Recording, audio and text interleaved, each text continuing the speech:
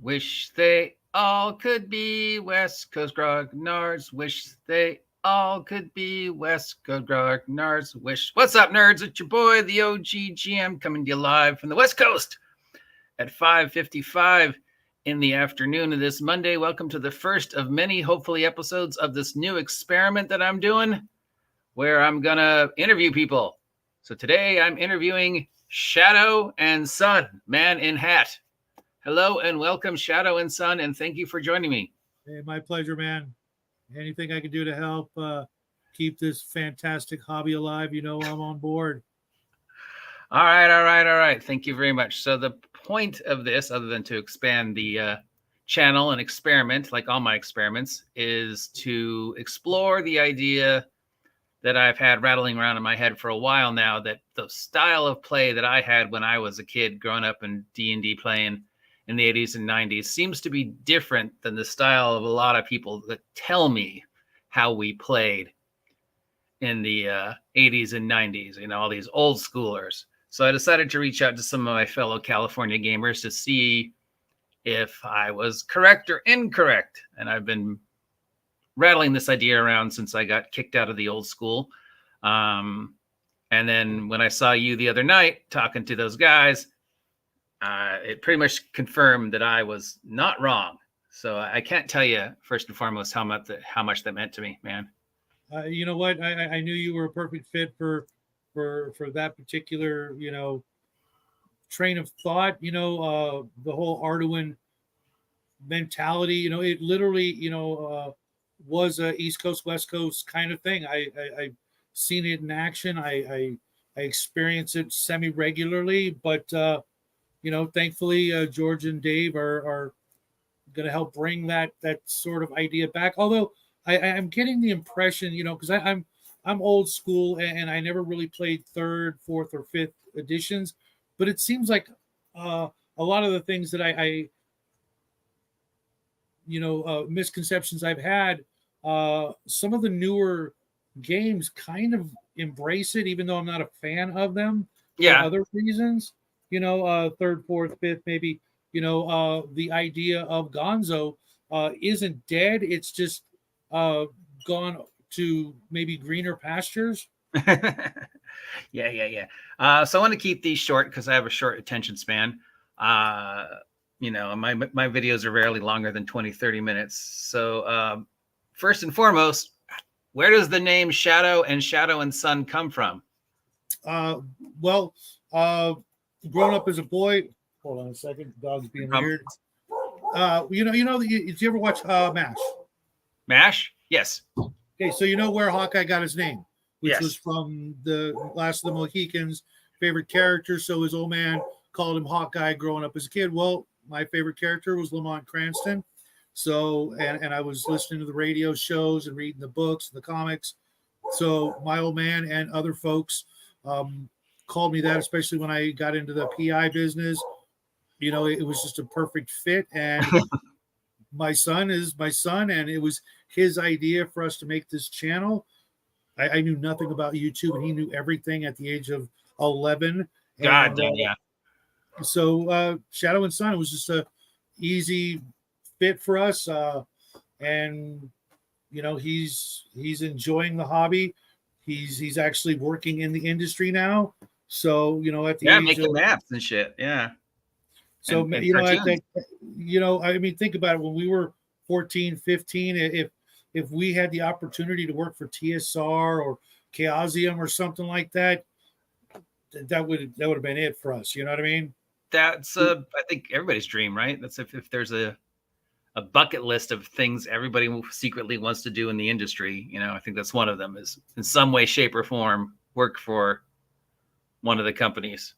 Even if it's not your favorite, you get your foot in the door. But if it just so happens to be your favorite, then, you know, even better. And, you know, he didn't know one company from another, and, you know, followed his old man. Well, I already can do YouTube better than I can, so. So very impressed by his little film that you sent me. So how did you get into it? I mean, just the typical, you know, middle school kind of thing? That's what your friends No, were doing? my origin story is, I was going to ask you what your origin story is first, but I guess I'll tell mine for the people who haven't heard it 1,000 times every August. So my origin story is weird because it's backwards. I was into the figures first, action figures, of course. Mm-hmm. And then there was this store in the Glendale Galleria when I was a kid. On the second floor, as you came, I remember it perfectly still. On the second floor, as you came in off the parking lot, the very first little 10 by 10 square was just three of the four walls covered with the little pewter figures, like the little miniatures from the war games, the little, those little pewter dragons and little pewter figures of the Hobbit and shit, and little lead figures. And I was like just instantly fascinated. And I spent like an hour just looking at them. My brother and my dad were shopping, and I asked the guy what they were for, and he said, "Oh, it's for this game called Dungeons and Dragons. Have you ever heard of it?" And I was like, "No, but now I want to find out about it." So, I'm 7, 8 years old. I asked Santa to bring me D&D for Christmas, and there it was. That Christmas, the little white box with Men, Myth, and Magic and all the other stuff in it. And I was so excited. And then we moved to Studio City, and everybody was playing Villains and Vigilantes. Nobody played D&D. So like the first 8 years of my gaming life was superheroes. So that's my weird backwards origin story. What's your origin story? Well, my old man, both my parents were in wheelchairs, so we did a lot of, modeling and things like that. And when my dad had this gun shop, we noticed there was this new shop on the way home, and my old man let me go in there, and I was like, oh my God, games, dice, comic books, action figures, miniatures, all that stuff. I'd already been putting models together and painting miniature, army dudes and stuff like that. And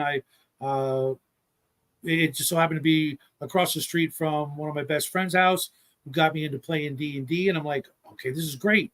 And then I found out they had a hall next door. This was Mission Control, for those of you in Orange County. You remember that, or the Unicorn's Lair.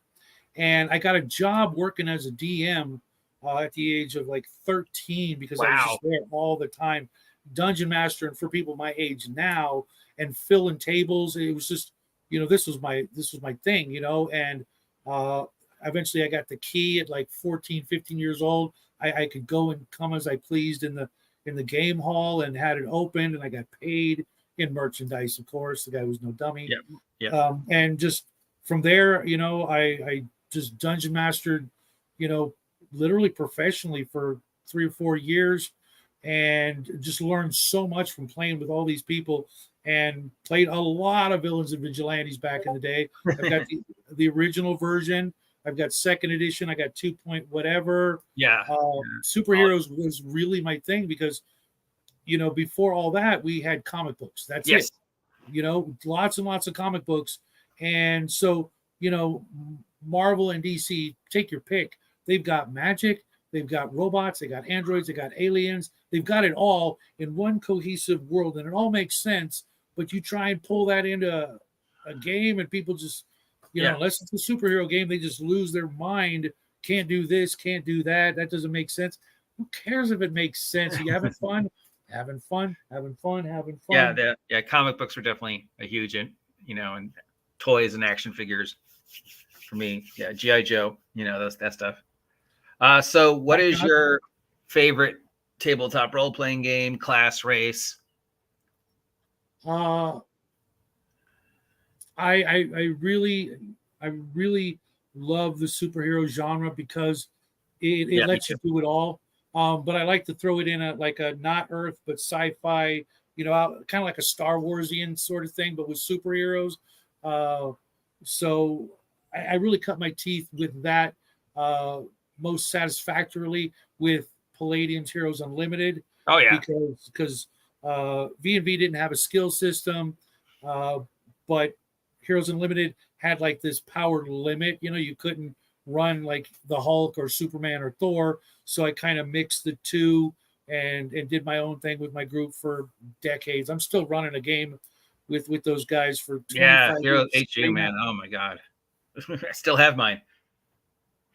And favorite character is usually, it depends on the genre. I'm a huge Western guy. I'm sure you could not guess in a million years that's my thing. Never. No, not with that whole Willie Nelson vibe you got going. Or the fact that I just did a Boot Hill video today. Ciao.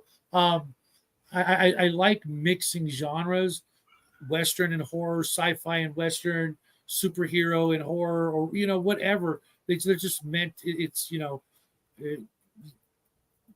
really can't get it wrong as far as I'm concerned when you mix, like fantasy and science fiction or apocalyptic and something else. It's just they're just meant to do that. Even the original Dungeon Master's Guide had Gamma World and Boot Hill stuff in it, so you could, very very first adventure, Temple of the Frog had a computer and an android. Mm-hmm. But I tend to run either wizards, elven mixed dudes, fighter magic user, things like that, or the gunslingery Han Solo kind of character, usually out of place, but usually a shooty guy, not a melee guy. Not a real big fan of fighters, even though I run a lot of them, it seems. How about you? What? Favorites? Oh, favorite genre, superheroes. No problem. I mean, no question. Anybody who's been watching my channel knows that my all-time favorite role-playing game is Phaser at Marvel. Are you aware of Bear the Gen X GM's new game? No, did he do a Marvel? Yes. As a matter of fact, it's still up on Kickstarter. I'll introduce you to the guy. He's a real good guy from Canada. He's on my show a lot. I'm on his show. He just wrote a face rip, for lack of better, kind of. And he's big. That's his jam. And I've never played Marvel, to be honest. I've dedicated entire videos to how much I love it. Yeah. I never played it. I owned it for a short while. I couldn't grasp it for some reason.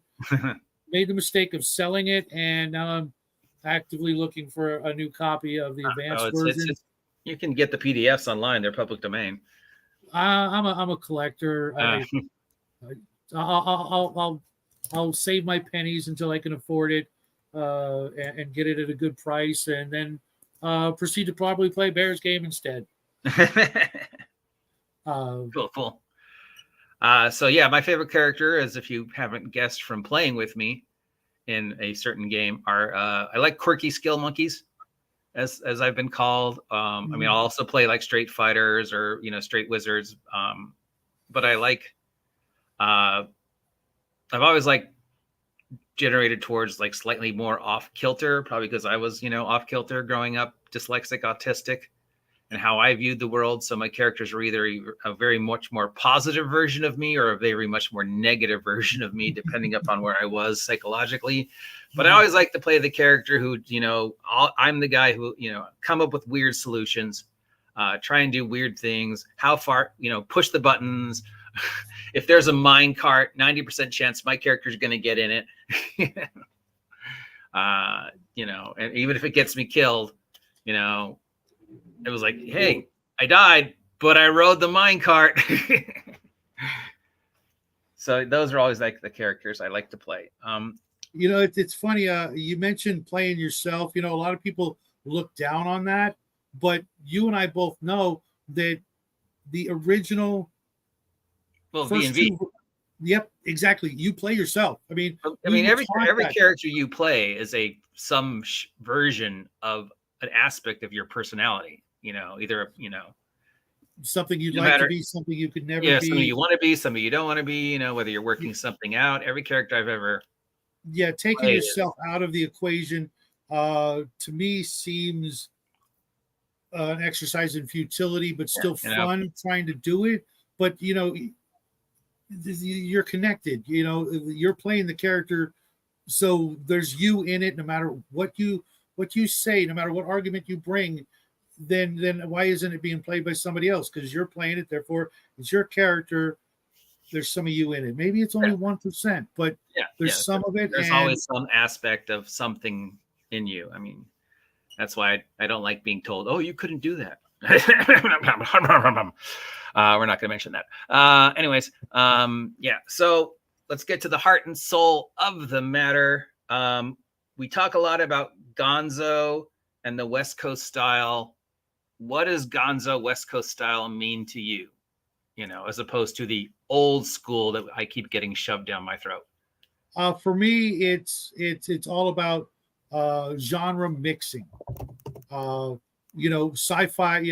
Sci-fi with your fantasy, chocolate with your peanut butter, lamb and tuna fish. However you want to look at it, it's mixing things that don't seem like they would fit, but yet when you put them together, you get this glorious Firefly-esque masterpiece. And for whatever reason, because I think it has something to do with the fact that, everybody says it's already been done. Well, no, it hasn't, because we're doing these things that have never been done, or at least they're not really common. So mixing genres, mixing character types with other character types. The Avengers were the perfect example. I mean, you had a god, a guy in a high-tech suit of armor, a super soldier, a lady tiger. You had all these things. Yeah, that's what Stan always said, is he wanted them to be, no matter how ridiculous they were, he wanted them to be human. Thor was still a dude. Even, take away all the layers. The Incredible Hulk was still a dude. Just take away all the layers. They were all, when I got my chance to talk to him, that was like really cool, because, talking about the origins and stuff. And just always his philosophy was always like Marvel was about people, while DC was about gods. You can't really connect with Batman as much as we love with him, but you can connect with Spider-Man. I mean, I am a multi-billion. No, I'm kidding. Well, even in DC, there was some of it. One of my favorite DCs is Warlord. Yeah. Perfect example. You've got this Air Force guy lands in, the center of the earth with magic and cat people and dragons and wizards and all this stuff. Like, this is my mag, bring it on. Because when we were kids, like playing with your action figures, we had our Star Wars characters, our G.I. Joes, our superheroes, and we're playing with them all at the same time. Exactly. And that was just how we... And nobody told us, hey, you keep your G.I. Joes separate from your Micronauts. No. Like hell. No. They all played together. They all had stories together. There, it was always... That was the role-playing before I discovered role-playing was, just how the toys told their stories together, and playing with my brother or my friends or just, Legos or whatever. And for you folks out there, I'm living, well, I'm not, but my son is living proof that the DM gene is hereditary, and it's there. Watch your kids. If you guys have kids, watch them in the backyard playing their make-believe games. They're only this far away from rolling some dice. Yeah. That's Gygax said, it's just make-believe with rules. If you Cowboys and Indians, cops and robbers, whatever you want to call it. Yeah, so that's how you would describe our style, I guess, right? Yeah. Just this sort of a comic booky mixture of genres, as opposed to the other style. And I think I've narrowed it down. It's like this, at least in part. You got the kids who grew up reading comic books, and then you got the kids who grew up reading history books. Mm-hmm. Or playing war games. With their old man or their grandpa or their uncle, playing the more serious stuff, where we were playing, the ludicrous Gonzo, off the wall, crazy stuff that emulated comic books and all that. Yeah, comic books and 80s TV shows. Thunder. Yeah, Star Wars comes out next weekend. Everybody wants a character with a lightsaber. Everybody's got a character, running around in their mom's robe, pretending to be Luke Skywalker. And there's these guys telling me, "Oh no, we never did that in our game." And I'm like, "Bullshit! You did. 8-year-old you wanted a character that wanted a light sword the second you saw Star Wars. Don't tell me that you didn't play that way. I've met a few who I would believe if they said that, but they still. It's hard to find people who just I don't do sci-fi. Okay, fine, whatever. Sucks to never have gotten. Even your D&D character, I want a lightsaber. Oh yeah. Oh my God, yeah. I mean, I want a spaceship. I mean, the guy who wrote the very first tabletop role play game superhero game, Superheroes 2024, told me that the reason why he wrote it is because somebody wanted to play the Flash in his D&D game. So he had to start writing superhero role play, rules so he could have the Flash. You met him? The guy who wrote Superhero 24? Yeah. Must be nice. I had a copy. I've had 2 copies of that game. I sold them both, and now I regret it. Fortunately, I know where to get another one. I'm just kind of lazy and cheap. Sometimes, sorry about that. And I didn't really like the game, but I still want it in my collection now. Yeah, yes. It had one good idea, but it was a horrible system. But, then we got V&V, which was, just better. Possibly the best. Yeah, I literally, you probably never seen it, but I did a video on V&V. It's literally if I could only bring one game with me, I would take Villains and Vigilantes because I can literally run any game. I was just going to ask you, so that's your Desert Island game? Villains and Vigilantes, one book, the original 47 pages of, second edition. Yeah. That's all I need. Well, some dice, of course. Yeah. Mine's BRP, but yeah. I've not read that one, but basic role playing, the core system for Call of Cthulhu. Okay. The system that supposedly you can do everything with. Because it's percentiles, but 47 pages. The math is just next level when it comes in, to V&V. The way hit points were derived and all that other stuff, and the way the powers were simple, but they could just blossom to ungodly levels if that's what you're into. Because of the math, yeah.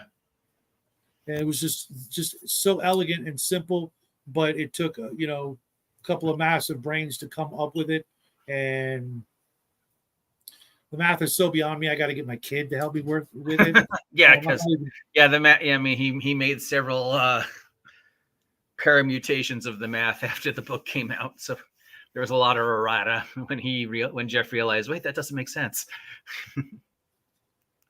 But everything was just, it was perfect. And, I've used it to run a fantasy game. I've used it to run a Western game. And I've used it to run a spy game and sci-fi, just using just 47 pages. Lower is better. Yeah. Mentality and the cross-section chart. Yeah. Hey, Grim, what's happening? Grim's a really good friend of mine. As a matter of fact, he's the guy who he and Cal, I'm so glad both you guys are here at the same time, are the part of my origin story. They're the ones who got me to start talking to people on YouTube. Ah, cool. Yeah, Cal's been following me forever, man. Cal's a great guy. Grim, too. And, of course, RPG Grandma. Grandma. No, she's been around for about a year. We need to work a little harder because she's not as famous as I envision her greatness. So you guys aren't subscribed to RPG Grandma. What are you doing with your life? Yeah, she was the one who told me about the Arduin. So I didn't know they were remaking it. So thank you, Grams. Still trying to find that General Grievous for you. So what do you... a joke from when we were looking at Warhammer figures together, and she said, one of those look like General Grievous. And I was like, we'll try and find you a General Grievous figure. So what does Shadow and Son have planned for the future? Oh, there you go, Grandma. Look. Now we just got to get that down to Warhammer size. And why? He's perfect the size he is. Yeah, he could be like a 1,000-point mech. So right now, my son's working on his video project. He's making this video series. I'm going to be doing some Boot Hill module reviews and Gamma World because I always do Western stuff during my birthday month, and hanging out with all my weird friends on the internet, getting ready for summer, just trying So to yeah, make the what can you tell us about is there anything you can tell us about the secret project now that it's in the everybody, what can you tell us about Arduin? I think that's the big thing we're all excited about. Jackie did the flags for the map. We're doing, basically play testing and helping, in any way we can, really. Anything that, George calls me all the time. And, I'm in some play test games, and, there's a lot of NDAs and stuff like that involved. But obviously, yeah. You know what? Anything they want, whether it be financial or, motivational or opinions. Motivational. Yeah. Don't wait till the Kickstarter comes out. Yeah, just anything we could do.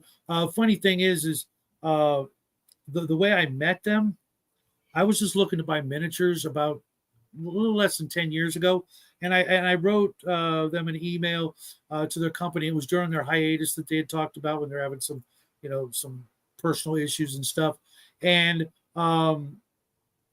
at some point, in the email, I either I gave them my address or they asked for my address, and I thought nothing of it. Just went about my business. About a week and a half later, I opened my door and there's 3 boxes, the large flat rate postal boxes from USPS sitting on my doorstep, and a poster tube. And I'm like, I didn't order this. And I looked on it, Emperor's Choice. I'm like, Emperor's Choice, that sounds familiar. I opened it up, and they had sent me literally everything Arduin. Wow. They had that many extra copies? I might have a couple little extra things I could send. No, they had that many. I mean, how much stuff was? I mean, well, they were selling. Excuse me. They were selling stuff, but their online business is just kind of ground to a halt because of family stuff. Yeah. And they didn't know me from Adam, and they just sent it all to me. And I kept trying to get a hold of them, thanking them, and all this. Nothing. A few more years go by. I did the same thing, saying, "Hey, are you guys in business?" And then we started talking, and next thing you know, we're doing the stuff. Cool. I cannot wait. As somebody who's just had a whole bunch of their stuff published, even though it's so small, it's just it feels so fulfilling to see a project that you and I'm gonna grab some of your stuff because I want to see how you write and how you do things. What would you recommend? I'm a superhero guy. I'm a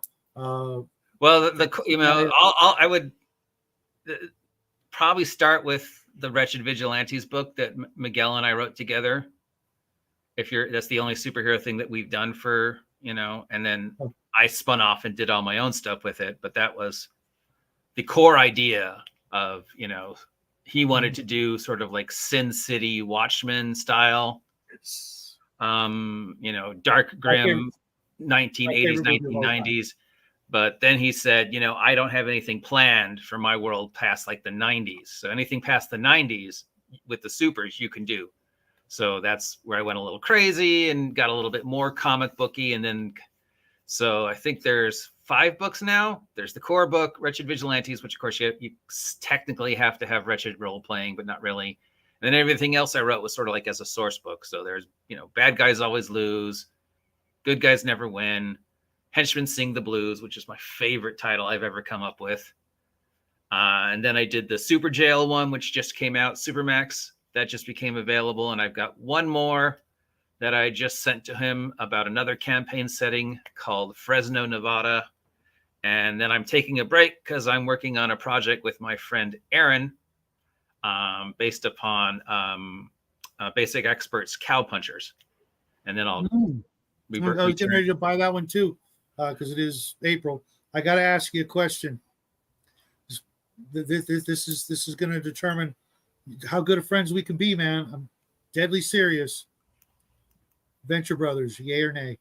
Yay! Oh my God, Johnny Quest, and then Venture Brothers, and just the Monarch, and we're good. We're solid, man. The pop culture. I mean, I love Johnny Quest, and I love Thunder the Barbarian, and and all that. The Venture Brothers were just that is literally my favorite cartoon of all time. And I had to wait a good many years before I could watch it with my son, and he's still covering his eyes for certain things. but it's so well written. Yeah, yeah, and just all the, I mean, you know, it was doing pop culture references before Family Guy, and just it does it so much better. And superheroes, and just, you know, because I'm working on a Venture Brothers game, not the actual Venture Brothers, but a sort of like a mirror universe of the Venture Brothers, because I'm not touching their world, but it's, you know, it's basically inspired by that. But if you were to like juxtapose like almost everything, well, yeah, it's you know, people talk about comic book universes and Saturday morning cartoon comic universes, and the one that doesn't get as much love is the Hanna-Barbera stuff, and that's what Venture Brothers was inspired by, from Johnny Quest through like Space Ghost, Herculoids, Thundar, all those, you know, the all that weird, you know, Hanna-Barbera cartoons, and the Hanna-Barbera superheroes, and the Hanna-Barbera space heroes. Scooby-Doo even? Oh, yeah, Scooby, man. Oh, Scooby-Doo Mystery Incorporated. If you want to see a crossover of Scooby-Doo and Lovecraft, the 2 seasons of Mystery Incorporated on Netflix will blow your mind. So if you have Netflix and you're a Scooby-Doo fan, it is the best of all the Scooby-Doo series, Mystery Incorporated. I highly recommend it. All right, I'm going to let you go. But first, apparently we have a public service announcement. So this is the 4th or 5th time I have seen this today. Apparently somebody is telling people to throw their minis and terrains in the lake because of the new Lego D&D set. I think we all know which idiot is telling people to do that. Please don't do that. Don't even jokingly say you're going to throw your figures and terrains into the lake. Send them to me if you don't want them. Send them to Shadow. Look at all those figures he's got behind them. Don't throw them in the lake. Please stop telling people to throw their stuff in the lake, idiot. I heard a little grumblings about a Lego D&D set, and my son was a huge Lego kid. Still has all. Yeah, there's the $400 limited edition Lego D&D set that came out last week. And a lot of people are just going crazy about this. But look, guys, if you paid attention when the contest started a year ago, they literally say every Lego in that set was a Lego on the market. That was one of the rules. The guy who won could, and all the people who entered, the 300 entries, could only use Legos that were already out. So instead of buying a $400 Lego set that's basically just a bunch of Legos that already existed, just go to the Goodwill, buy a handful of Legos, and you get the same thing, you know? I would be more interested in just seeing the instructions put online by someone, and then we can do it ourselves. Yeah. I mean, I'm sure the guy who made it has videos of, but yeah, everything in there was just stuff that he found, and then just put together. The rules were clearly very much that you couldn't use any special Legos. You couldn't make your own Legos. It had to be Legos that were out in the wild. So please do not throw your Legos in the lake. Anybody who's even jokingly talking about this, that's just dumb, and don't pay attention to the person who's spreading that. Thank you. All right. Thank you very much for everybody for being a part of this. Like I said, I want to keep these around 20 and 30 minutes. Again, this is to prove to myself and to several other people that my memory of how I played is not incorrect. And there were other people playing like that. And already here's one who just makes me feel like, oh, wow, okay, I'm not a piece of shit. I actually not at all. Was playing that way. Okay. And so, you know, to all the people who've been telling me, you know, bro, SR and Gygax, I just want to say, you know, no, that's not how I played. And apparently I'm not alone. And that really makes me feel very, very, very good for some reason. So thank you, Shadow, for taking time out of your Monday to sit here. I'm sure we will continue our conversations about Arduin and Gonzo. And if any other California gamers want to be part of this little experiment, let me know, and I'll try and set up an arrangement with you. And if not, well, thank you. Shadow, do you want to post a link to your site before we go? Everybody knows me. Shadow and Sun, it's right there in the name. You know, you look for it, you'll see the two of us goofing off. If you could post the link, that'd be cool. I can't from my device here. Okay, I'll kick myself out of the show. And I'm a Luddite, so. Me too, dude. I'm lucky I could do as much stuff as I do with this stupid thing. All right, so if you guys haven't subbed to Shadow and Sun, please do.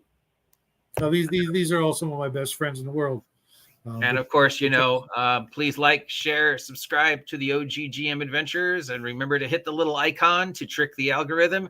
And of course, because I am a shameless shill, buy my merch, link down below. Have a great evening. Thank you, Shadow, for joining me. And now, in the immortal words of me, get off my land, you damn marks.